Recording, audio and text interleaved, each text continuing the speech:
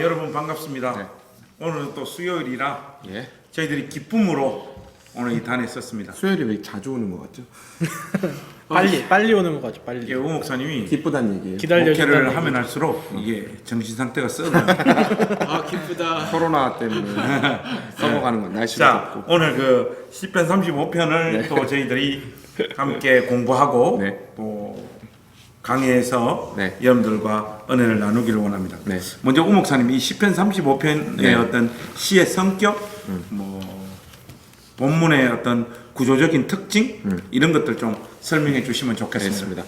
뭐 내용만 보면요. 예. 어떤 불특정인데 누군지는 확실하게 나오지 않는데 예. 다윗이 어떤 원수, 자기 원수를 고소 고발하고 보통 그럼 뭐 사울이겠네. 그렇죠. 아주 사울. 저주를 하는 하나님 앞에 저주를 간구하는 이런 저주시. 사울과 사울에게 속한 일당들 이렇게 말하면 그렇죠. 될라나? 그죠? 그런 이제 거기를 벌해달라는 어떤 저주시의 성격입니다. 겉으로 보면요. 1절부터 무시무시해요. 예. 여호와여 나와 다투는 자와 다투시고 다투시고 나와 싸우는 자와 싸우소서. 싸우소서. 예. 이때 저는 1절 보면서 우리 우 목사님 설명하는데 좀 끊어서 죄송한데 1절 딱 읽으면서 어떤 생각이 드는가? 제가 중학교 때 네. 그 중학교 2학년 때요. 그때만 하더라도 뭐 학교 형들 중에 누가 뭐 싸움 1등이고 뭐 통. 누가 통이고 이런 것들이 많았잖아요. 네. 많았는데 한 번은 제가 중학교 2학년 때였어요. 네. 2학년 때인데 애들이 막 쉬는 시간인데 놀래가지고 절단이 난 거예요. 왜냐니까 중학교 3학년 형들 중에 통이 우리 교실 온 거예요. 그러면서 저를 찾는다는 거야. 놀래가지고 또 야, 겁 많은데. 겁 많으니까 김관성이 앞에 내가 뭘 나와봐 잘못했나. 이래가지고 완전 막 놀래가지고 나갔더만 네가 관성이야? 이러더라고요. 그래서 예 이러니까 네, 너 형이 보냈는데 학교 생활하다가 뭐 건드는 사람 있으면 어려운 일 무조건 나한테 무조건 연락해. 알겠어? 그럼 내 형이 다 처리해 줄게. 우리 형이 그 형 이름이 김경호였어. 경호 형한테 우리 동생 그 제일중학교 입학했으니까 못 건드리게. 네가 책임져라 이렇게 하는 거야. 딱 이게 그게 딱 떠오르는 거야. 나와 여호와여, 다투는 나와 다투는 자와 있어서 다투시고 도움되면 딱 나와 그거 싸우는 딱 자와 싸우시고. 그나 학교 졸업할 때까지 나 건드는 사람이 없었어. 오늘은 이렇게 말씀을 마치도록 하겠습니다. 그 얘기예요 지금. 하나님이 자기 백이니까 다윗은 아주 땡깡 부리듯이 거의 하나님 앞에 하는데 여기 보면 다투다라는 단어 있잖아요. 예. 이게 법정 용어, 법리 다툼하는 변호하고 변증하고 뭐 변론하고 이런 어떤 그런 이야기고요. 싸우는 자는 전쟁 용어입니다. 예. 그래서 여기에 법정과 어떤 전쟁이라는 심상을 좀 이렇게 입히면서 다윗이 지금 이야기를 전개하고 있고요.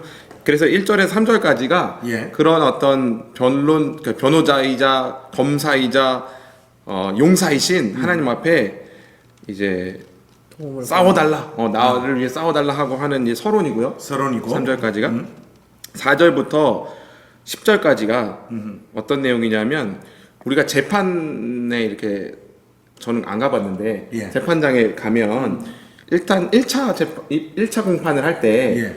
재판장이 이 판사님이 대략 이 사건의 개요를 얘기해 주잖아요. 그렇죠. 이게 지금 누가 무슨 일 때문에 고소를 했고 그렇죠. 그래서 어떻게 했고 이런 이야기 있죠. 어. 그게 지금 10절까지라고 생각하시면 돼요. 딱 들어오네. 딱 들어오네. 10절까지가 사건 개요. 사건 개요. 네, 네. 정리해가지고 네. 말씀하시는 거고. 그 다음에 11절부터 18절까지가 예. 이제 사건 개요가 끝난 다음에 그 다루는 1차 공판의 내용입니다. 예. 근데 이 내용이 뭐냐? 다윗이 지금 억울해요. 억울해. 아까 사울과 그의 일당들 처음에는 사울을 섬겼죠. 잘해주고 섬기고 기도하고 병들 때 사울을 가서 위해서 전쟁을 여기 보면 이제 병들 때 기도했다 뭐 이런 얘기 나오고 자기 엄마가 돌아가셨을 때처럼 울었다 이런 얘기도 듣거든요. 그런데 지금 나는 잘해줬는데 돌아오는 현실은 나를 죽이려고 하니까 억울한 거예요. 그거가 지금 이 35편의 저주의 이유입니다. 그 사람을 향해 저주하는 핵심적인 이유. 나는 잘해줬는데 돌아오는 현실은 죽이려고 하니까. 하니까. 그러니까 이제 35편을 이제 재판 송사라고 봤을 때 1차 공판에서 지금 주장하고 있는 다윗의 아주 핵심적인 자기가 지금 고소를 한 이유. 그러니까 살면서 또 목회자에게 있어서 살면서는 목회하면서 이 말 네. 아니에요. 네. 목회하면서 제일 견디기 어려울 때, 또 내 마음을 하나님이 좀 알아줬으면 할 때, 주변 사람들이 진짜 목사 속을 좀 알아줬으면 할 때가 언젠가 하면 억울한 일을 당할 때. 나는 전혀 그런 뜻에서 그런 말을 한 것도 아니고 또 그런 의도도 없었는데 그냥 성도들 사이에서 대피셜. 이 머리에서 묘한 뇌피셜이 어떤 사람 머리에 형성되고 그게 또 네트워킹이 돼가지고 나를 향하여 막 모함. 공격하러 올 때 모함 당할 때 그때 제일 억울하죠. 지금 오 목사님 설명 들으니까 그게 딱 지금- 열받으신 것 같은데요, 약간? 열 받지. 예, 지금 그래서 다윗의 지금 어떤 심정이 딱 그거네요, 그죠? 맞습니다. 자기는 마음을 다하여 섬기고 헌신하고 충성을 했는데 사울과 그의 일당들이 자기에게 돌려주는 현실은 정말 무지막지한 맞습니다. 뒤통수를 때리는. 네. 그래서 그렇죠. 불특정 다수의 어떤 그런 모습들이 많이 있어요. 한 그렇군요. 사람이 아니라. 그래서 뭐 이따 다루겠지만 12절에 보면 내게 선을 악으로 갚아 나의 영혼을 외롭게 하나. 이게 외롭잖아요. 선으로 악을 갚음을 당하면 외로워요. 악으로 선을 갚아. 외로워요. 특히 부사역자들이 많이 외롭게 해요. 선으로 갚겠습니다. 선으로 좀 갚아 나한테. 우리가 외로운 게 아니라. 아니 그 외로움은 목사님한테서 오는 게 아니라 오늘 이상하게 구조 분석에서 계속 막 깊이 들어가고 있는데 계속. 그게 이제 18절까지 예. 1차 공판의 구체적인 내용이고요. 예. 그 다음에 19절부터 28절까지가 예. 이제 이 최종 공판이죠. 2차 공판이 열린 거예요. 예. 그래서 이제 최종적으로 재판장이신 하나님 앞에 판결을 내려달라고 하는데 조금 주의 깊게 볼 점은 다윗 자신도 판결의 대상으로 자기의 무고를 변증하는. 왜냐하면 저 사람들이 나한테 그 이렇게 해악을 끼쳤을 때는 하나님 이렇게 물으실 줄 있잖아요. 야, 네가 원인 제공자다. 얘네들한테 원인 제공한 거 아니야? 니도 좀 뭐 잘못한 거 잘못한 거 아니냐? 아니야? 보통은 사람들이 이제 그렇죠. 그렇게 되니까. 근데 그것에 대해서 또 딱 방어를 치면서 나는 무고하다고. 야, 이게 지금 다윗이 맺힌 게 많은 거예요. 예. 내가 보통 싸울 때 이렇게 싸우거든. 그렇죠. 우리가 보통 사람들은 성경적으로 싸우시네요. 아니 성경적으로 싸우는 게 아니라 보통 사람들은 이 두 당사자 사이에 어떤 문제가 생기면 자기 일이 아니면 그 일을 깊이 들여다보고 옳고 그름을 시시비비를 가리려고 하지 않고 그냥 좀 떨어져서 저 사람도 좀 잘못했고 네. 이 사람도 좀 잘못했고 다윗은 지금 너무 그게 사무쳐가지고 네, 열받는 이런 구도로 흘러가고 하나님이 이런 식으로 이 문제를 처리할까 싶어서 하나님 그거 아닙니다. 맞아요. 그거 아닙니다. 지금 나의 호나로 몰고 있어요. 나의 억울함을 확실하게 갚아주시오. 이거는 네, 네. 누가 진짜 잘못했는지 네. 하나님이 똑똑히 보셔야 합니다. 네, 네. 딱 그런 맞습니다. 강구를 하나님 앞에 올리고 있는 거죠. 이렇게 해서 구조가 서론, 그 다음에 개요, 1차 공판, 2차 공판 이렇게 나눠집니다. 우리 우 목사님이 아주 선명하게 잘 설명을 해주셨는데 왠지 박병은 전사님 눈빛이 뭔가 여기에 더- 조금 뭔가 좀 더 보태고 싶은 뭐 말이 좀 있는 것 같아요. 해주세요. 괜찮아요? 불량 욕심.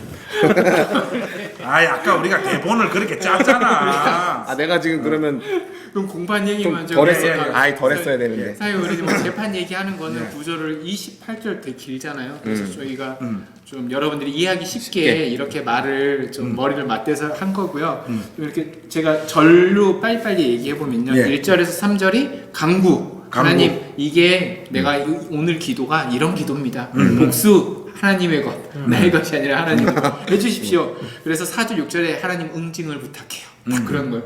7, 8절에 왜냐하면 이유 하나를 딱 7절에 얘기를 하는 거예요. 왜냐하면 까닭없이 저들이 나를 모함합니다. 그러면서 9절 10절에 다윗이 딱 그러는 거죠. 하나님 그거 심판해 줄 거 맞죠? 왜냐하면 하나님은 정의의 공의의 하나님이니까 하면서 이게 뭐 하나님 꼼짝 말하고 꼼짝 이렇게 꼼짝 말하는 거예요. 나름 논리가 탄탄하게 차근차근 하나님을 좀 구석으로 몰아가는 느낌? 네. 기도가 기도의 표본이에요. 맞아요. 예. 그 개요가 딱 이렇게 끝나요. 그러면서 네. 다윗이 또 이게 집요한 모습이 또 있지 않습니까? 예. 하나님 본격적으로 내 말 좀 들어보소 딱 하면서 뭐라고 해서 자기 말을 막 해요. 11절 12절에 악인이 나한테 어떻게 했는지 아세요? 11절 12절 이렇게 못되게 했어요. 그러면서 13절 14절 근데 하나님 나는 그 악인들한테 그렇게 안 해줬어요. 잘 해줬거든요. 그랬더니 악인들이 15절 16절 나한테 해를 끼치게 그렇게 했더라 말이죠. 그러면서 17절 18절에 주님, 그러니까 주님께서 나의 억울함 좀 풀어주소. 딱 그러면서 그런 억울함을 풀어주시는 하나님 내가 찬양합니다. 이렇게 1차 공판을 딱 하면서 또 2차 공판도 사실 이 순서대로 똑같이 그대로 가게 됩니다. 예. 네, 내 억울함 들어주소. 근데 하나님 나 깨끗한 사람이에요. 잘못한 나 게 없어요. 하나님의 그 잣대에 나도 봐주셔가지고 하나님 그 가운데 나의 억울함 하나님께서 정의의 하나님 심판의 하나님이니까 그대로 풀어주십시오 하면서 다윗이 이렇게 두 번째 이야기도 풀어나가면서 끝이 나게 됩니다. 우리 박병현 전사님 설명을 들으니까 아까 성균이가 했던 말이잖아. 그래서 안 한다고 했잖아요. 그래서 왜 했던 말을 똑같이 두 번 해? 제가 그러니까 좀 부족하게 앞에 얘기를 했었어야 되는 거 그러니까. 죄송합니다. 그리고 시나리오대로 해야 되는데 성균이가 그 이야기할 때 내가 생생한 이미지로 설명을 안 했어야지 우리 그 공판 얘기를 하는 거예요. 병은이 이야기가 좀 더 풍성한 설명으로 다가왔을 텐데 이게 어쨌든 분량 욕심. 똑같은 말을 두 번 이렇게 해주는 것은 성도들로 하여금 오히려 거기 집중하게 하는 거죠. 맞아요. 중요하니까. 그 내용이 선명해진 것 같아요. 선명히 이렇게 파악이 된 것 같습니다. 네. 자, 그러면 이제 이런 식의 강구와 기도를 해본 적이 있으세요? 나는 그 오 목사님과 박병현 전사님이 설명해 주는 내용을 들으면서 어떤 생각이 드는가 하니까 보통 이런 식의 기도는 이거 완전 사무쳤을 때 나오는 거예요. 그리고 내가 이 말할 때 하나님이 이걸 나를 향하여 묻겠지. 나의 이 허점을 짚으시겠지 하는 그것까지 미리 예상을 해가지고 하나님이 그 말 못하시도록 할 만큼 맞아요. 철저하게 이렇게 각을 세우고 논리를 만들어가는 다윗이거든요. 이거는 정말 억울하고 또 억울하고 할 때 어떤 자기 감정을 하나님 앞에 토로하는데 혹시 이런 식의 기도를 하나님 앞에 해본 적 있으세요? 저의 경우는 많았어요. 이런 경우가. 근데 결론적으로는 어떤 느낌이 드는가 하면 보통 처음에는 나의 옳음과 상대방의 전적인 허물, 잘못만 보이는데 기도의 끝에 가면 내가 잘못한 거. 차마 이거 지금 다윗이 쏟아놓는 이런 식의 기도를 하나님 앞에 드릴 수는 없더라고요. 왜냐하면 내 잘못이 보이기 때문에. 근데 이게 좋다는 게 아니라 이런 마음들 때문에 하나님 앞에 기도를 못하는 거야. 우리가 하나님 앞에 나아갈 때 온전하고 완전한 어떤 심리적인 상태, 강구의 올바른 내용 이런 것들을 자꾸 염두하고 걱정하면 기도 못해요. 맞습니다. 하나님 앞에 쏟아놓는 우리의 기도의 내용에는 흠도 있고 말도 하는 내용도 있고 앞뒤가 안 맞고 자기 자신의 어떤 생각에 압도되어진 채 하나님 앞에 쏟아놓는 기도를 올려도 돼요. 하나님은 우리는 하나님 앞에 기도하는 존재고 그 기도를 하나님 자신의 뜻에 맞게 온전하게 응답하는 것은 하나님 몫이죠. 맞습니다. 그러니까 우리가 너무 어떤 분들은 이런 분들이 있어요. 보면 아버지 이런 분들이 있어요. 그럼 그분들 집사님 오늘 왜 기도를 안 하시고 이렇게 탄식만 하시냐 이러면 참 할 말이 많은데 차마 제가 하나님 앞에 기도를 못 하겠어요. 이런 분들이 많아요. 이런 분들이 보통 보면 기도를 안 하는 분들이에요. 그렇죠. 사실 누가 훌륭한가 하면 아버지 앞에 나왔을 때는 너무 깊은 생각이 필요가 없어요. 맞습니다. 좀 우리의 쏟아놓는 기도에 말도 안 되고 논리도 안 맞고 엉터리 같은 어떤 강구들이 섞여 있더라도 하나님께서 우리의 중심을 보신다고. 그게 중요한 거거든요. 너무 우리가 생각을 많이 해가지고 깊어져 가지고 하나님 앞에서 우리 자신을 너무 깊이 성찰해가지고 하나님 앞에 서는 것은 오히려 기도를 막는 결과를 만들어낸다는 것입니다. 그런 의미에서 다윗이 1절부터 여호와여 나와 다투는 자와 다투시고 나와 싸우는 자와 싸우소서 이게 참 멋있어요. 왜냐하면 저 같은 경우에는 제 자책이 좀 강한 편이거든요. 그러다 보니까 하나님 앞에 어떤 기도를 자신감 있게 팍팍 못하는 지금 생각하면 두 손 들고 막 하나님 앞에 울부짖고 이렇게 보면 우리 교회 분위기하고는 좀 안 맞는 그런 기도를 하는 분들 있잖아요.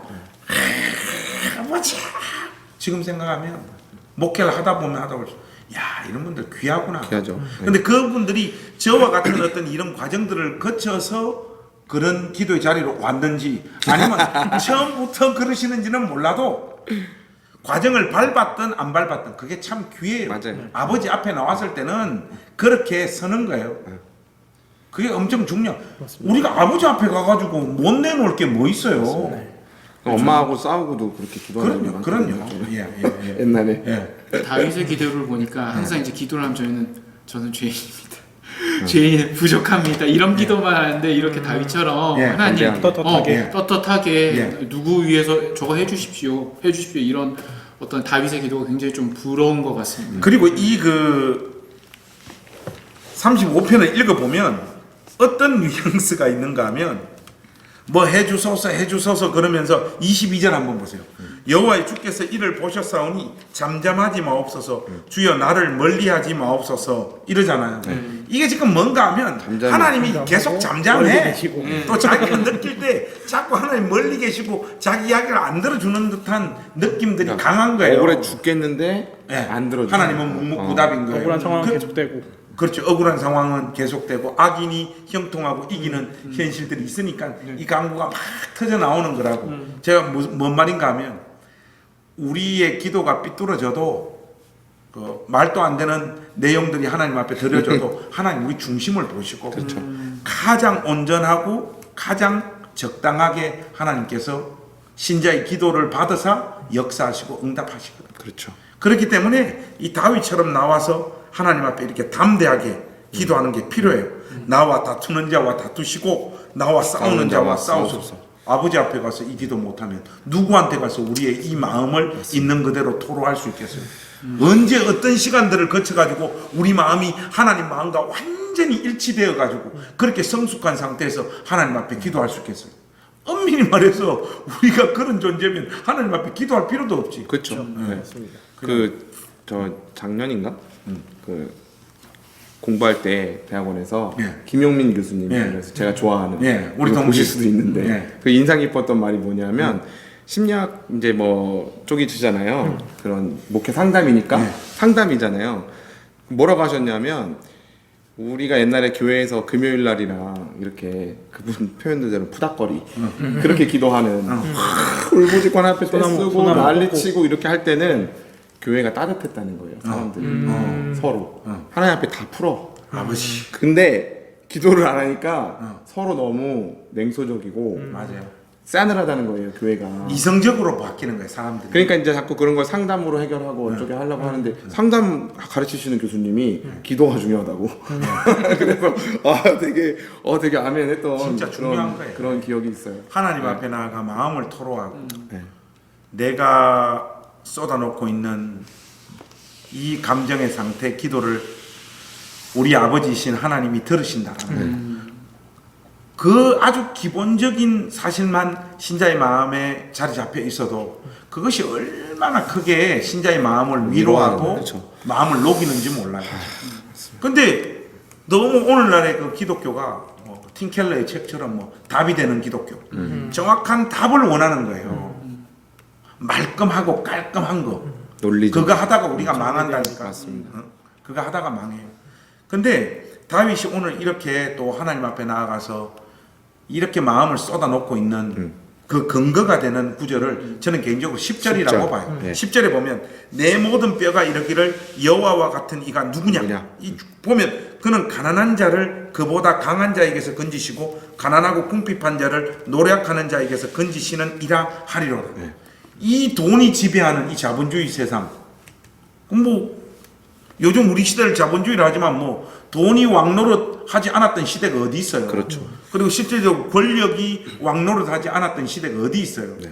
그런 세상적인 어떤 잣대로 보자면 가진 자, 가진 자, 권력 있는 자, 뭐 인간적인 네트워킹이 잘 갖추어진 자, 이런 사람들이 세상에서 다 이기고 승리하죠. 맞습니다. 근데 하나님의 백성의 심령 깊숙한 곳에 있는 확신은 뭔가 하면 가지고 힘 있는 자가 꼭 역사의 주인공이 되고 삶 속에서 이기거나 승리하지 않더라는 거예요. 그리고 우리도 실질적으로 인생이 그런 공식으로만 전개되어지지 않는 현실을 목도하잖아요. 네. 그리고 특별히 기도하는 자에게 그 사람이 지금 현재 가지고 있는 객관적인 그냥 위치와 상황, 그것을 뛰어넘어 역사되어지는 하나님의 은혜의 역사, 우리가 이걸 목격하고 확신하잖아요. 그 사람만이 이 고백을 할 수 있는 거죠.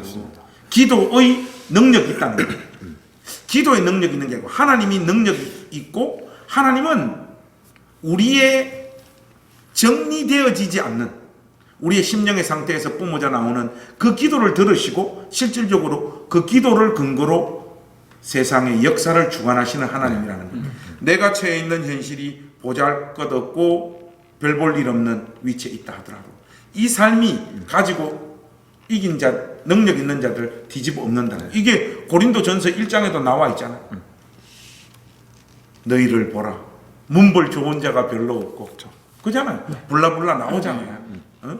결국 하나님께서 이 세상에 천하고 가난하고 보잘것없는 자를 통하여 뒤집어 엎는 하나님이시다. 그게 보면 뭐 혁명을 하라 그런 뜻이 아니거든요. 그게 뭔가 하면 너희들이 가진 그 열등한 요소, 그것이 내가 내 일을 집행하는데 너의 조건이 조금도 방해거리가 되어지지 않는다는 선언이거든요. 이 자신감을 가진 자들이 하나님 앞에 나아가 기도할 수 있는 거죠. 이 지금 다윗이 지금 그런 마음에 하나님 앞에 쏟아놓고 있는 그 강군 같아요. 맞습니다. 그죠? 그 다음은 뭐 특별히 저는 그 두 구절 1절하고 특별히 10절을 인상 깊게 봤고, 우리 다른 분들은 이 시편 35편 전체를 담아내는 어떤 구절로 어떤 것들을 좀 꼽고 싶습니까? 몇 구절 더 했으면 좋겠습니다.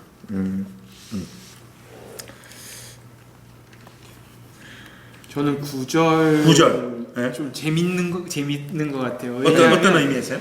8절에 보면은 이 오늘 시편의 키워드가 이 복수 아닙니까? 복수에. 네, 복수는 하나님의 것인데 보니까 8절에 멸망이 순식간에 그에게 닥치게 하시고 그가 숨긴 그물에 자기가 잡히게 하고 멸망이 그들에게 떨어지게 하시고, 그 복수를 기도하고 있지 않습니까? 그렇죠. 그러면서 다윗이 9절에 뭐라고 하냐면 내 영혼이 그런 여호와를 즐거워하며 그의 구원을 기뻐하리라. 그러니까 그렇게 복수의 하나님을 나는 내 영혼이 즐거워한다라는 표현을 한 게 저는 이 다윗이 좀 뭐랄까 이걸 어떻게 받아들여야 될지 모르겠어요. 이게 그냥 하나님 앞에서 천진한 자녀가 가질 수 있는 마음이죠. 그래 될 줄로 믿고 이제 기도하는 그런. 저는 딱 보니까 이 복수의 하나님을 나는 좋다. 물론 좋죠. 난 내 편이니까. 근데 좋은데 그렇다고 해서 이 기독교가 사랑이고 또 그런데 또 이래 복수하고 이런 기도를 하는 또 다윗의 모습이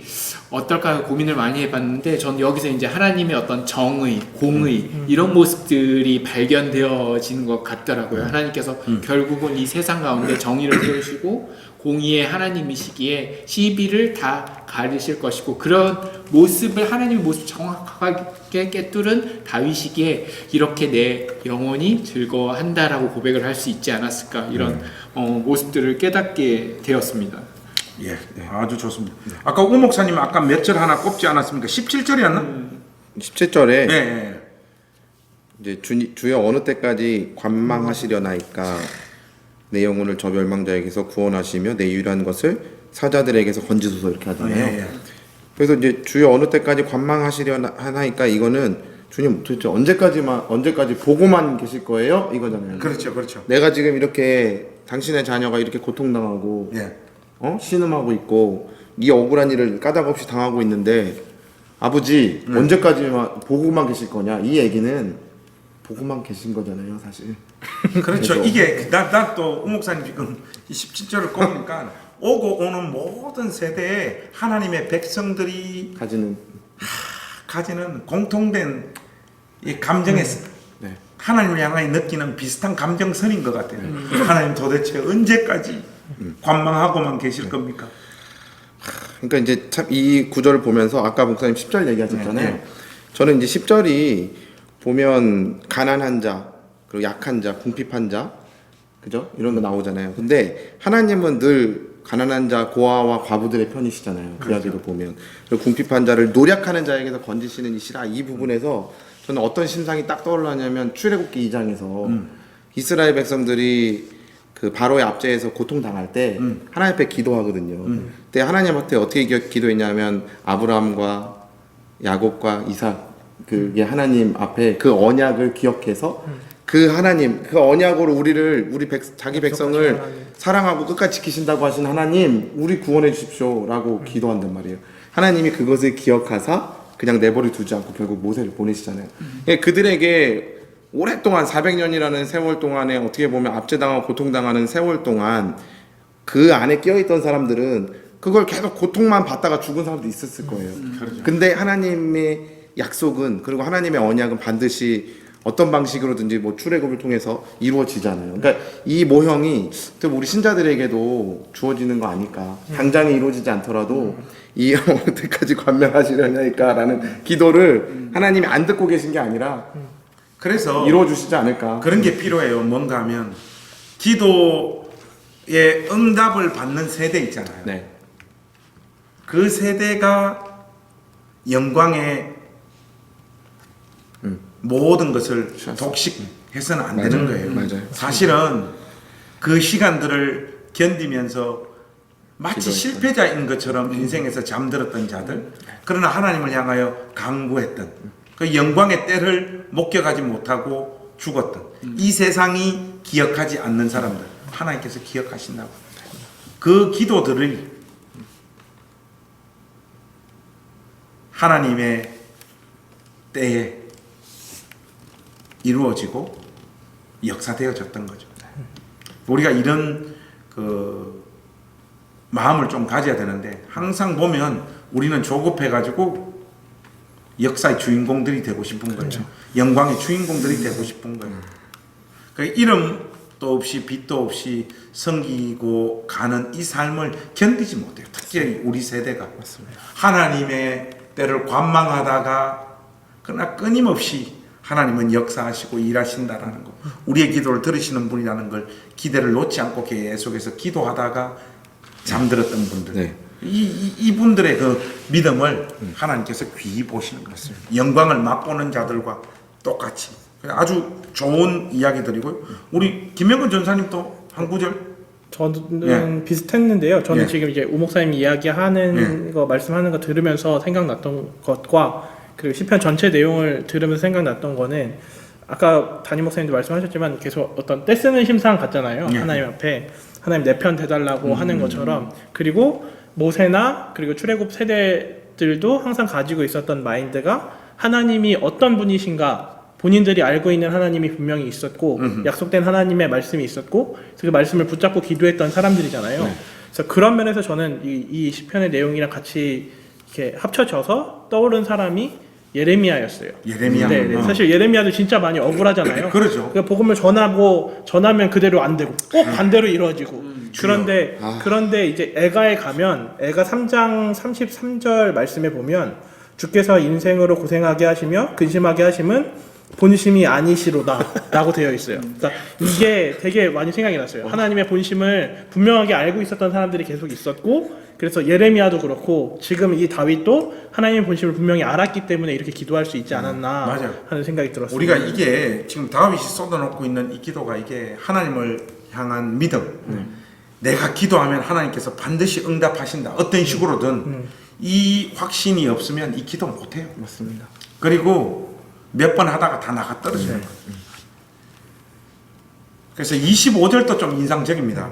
그들이 마음속으로 이러기를 아하 소원을 성취하였다 하지 못하게 하시며 우리가 그를 삼켰다 말하지 못하게 하소서. 자, 이런 어떤 논조로 오늘 하나님 앞에 간구를 쏟아붓고 있는 주인공이 다윗입니다. 결국은 27절 28절 보면 나의 의를 즐거워하는 자들이 기꺼이 노래 부르고 즐거워하게 하시며 그의 종의 평안함을 기뻐하시는 여호와는 위대하시다 하는 말을 그들이 항상 말하게 하소서. 나의 여가 주의 의를 말하며 종일토록 주를 찬송하리이다. 이 말이 뭔가 하면 하나님 응답해 주시면 제가 종일 주를 찬양하리. 앞에서는 막 하나님을 육밖에 들어갑니다. 막 논리로 막 하나하나 하나님을 육박해 들어갔다가 마지막에는 하나님 응답해 주시면 제가 하나님 종일토록 찬양할게요. 마지막도 결국은 하나님 응답해 주셔야지 저 입에서 찬양이 터져 나옵니다 하는 그 진실하고 솔직한 간구를 이렇게 볼 수가 있습니다. 이게 다윗이 때를 쓰잖아요. 예. 결국 때 쓰는 것 같고 심상 자체가 하나님은 자기 아버지로 생각하면서 아주 그냥 담대하게 기도하네 이렇게 생각을 하잖아요. 네. 근데 다 이렇게 읽고 보니까 다윗이 복수하는 방식이 기껏 하나님 앞에 때 쓰고 기도하는 거잖아요. 그러니까 이게 참 믿음 있는 게 사울 2번이나 죽일 기회가 맞아, 있었죠. 맞아. 뒤에서 죽일 수도 있어. 똥 쌀 때. 네, 방송에 이게 큰일 났네. 발을 가리우고 발을 가리우고. 맞아요. 동굴 안에서 그게 이제 화장실에서 일 보는 표현이죠. 옷자락만 베고. 네. 그죠? 이제 그런 장면들이 떠오르면서 네. 어떻게 보면 다윗은 자기 손으로 할 수 있는 것을 하지 않은. 진짜 참으면서 인내하면서 왜냐하면 그것은 자기에게 속한 게 아니니까 하나님이 기름 부은 자를 자기가 해야 하면 안 된다 이렇게 생각하는 그 신앙의 어떤 발현이죠. 네. 그것이 어떻게 보면 이렇게 하나님 앞에 구체적으로 하나님을 코너로 몰아가는 것처럼 간구하는 기도의 형태로 나타났다는 걸 생각해 보니 이 다윗이 참 성숙하고 믿음이 있는 사람이구나. 그 이 기도의 자리에 있다라는 거 있잖아요. 네. 이게 귀해요. 기도의 자리에 안 있으면 어떻게 되니까 나가서 칼 가지고 찌르죠. 나 억울하게 했던 사람 죽여야 되니까. 맞습니다. 그 요즘으로 치면 어떻게 됩니까? 새 규합 해가지고 뒷담화 해가지고 나 괴롭힌 놈 완전 매장시켜 버리는 그렇죠. 거. 네. 그 교묘하게 다 그러잖아요. 우리가 네. 하는 짓들이. 그러나 기도의 자리에서 아무리 격한 은혜를 쏟아 놓는다 하더라도 기도의 자리에 있는 사람은 자기 뜻대로 하지 않고 않죠. 하나님께서 행하시는 공의와 정의를 집행하소서 하는 그 기도. 저는 이거 보니까 그게 생각이 나요. 이게 확실히 다윗은 그게 있었던 것 같아요. 정의를 실현함에 있어서 우리 인간 관점에서 이 정의란 그렇지. 네, 그렇지. 받은 만큼 되돌려주고 네. 빼앗긴 게 있으면 되찾아 눈에는 이해는 보통 구약에서 다 그렇죠. 네. 보통 그렇잖아요. 근데 다윗은 확실히 이런 사울도 안 죽이고 넘어가고 이런 걸 보면 하나님의 관점에서 정의란 무엇인지를 믿는 확실한 믿음이 있었던 것 같아요. 내가 한 사람의 목을 따서 복수하는 것 이것보다 하나님이 더 멋지게 골로 보내버린다 이런 믿음이 있어요. 그런 믿음입니까? 그것도 또 야. 맞네요. 네. 그래서 여러분 우리 행진교회 가족 여러분 억울한 일 많으시죠? 우리 다 기도합시다. 오늘 저녁에는 우리 행진교회 가족들이 전부 다 가족별로 손 모으고 복수의 기도를 하나님 하는 게 공의를 행하소서, 공의를 행하소서, 정의를 행해 주소서. 그렇게 이 다윗과 같은 심령의 상태 또 믿음을 가지고 하나님 앞에 나아가 천진하게 나와 다투는 자와 다투시고 나와 싸우는 자와 하나님께서 싸워 주십시오. 그렇게 기도하는 우리 행신교회 가족들이 되었으면 좋겠습니다. 다음 주는 36편 준비해 가지고 여러분 만나도록 하겠습니다. 안녕히 계십시오. 네, 감사합니다. 네. 감사합니다.